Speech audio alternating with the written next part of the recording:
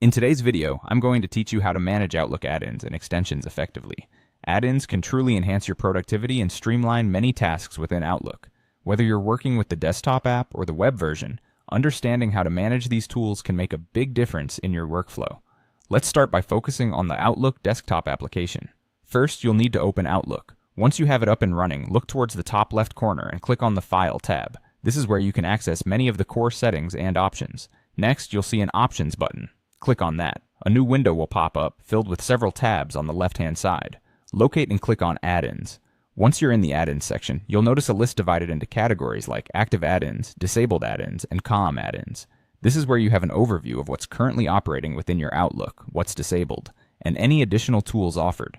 It's a good idea to periodically review this list to ensure you're only running what's essential for you, as too many active add-ins can slow down the performance of Outlook.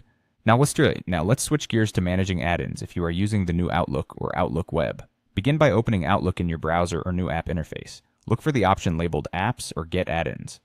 Once you're there, you can search for specific add-ins that you're interested in. When you find an add-in that suits your needs, simply click on Add to incorporate it into your Outlook setup. Some popular add-ins that might interest you include Microsoft Teams, which is great for integrating your scheduling with team meetings, Zoom for seamless video conferencing, Grammarly to enhance your writing with grammar checks, and Trello for managing tasks directly from your inbox. Now, should you find yourself overwhelmed with the add-ins or decide you no longer need some, the process to remove them is straightforward.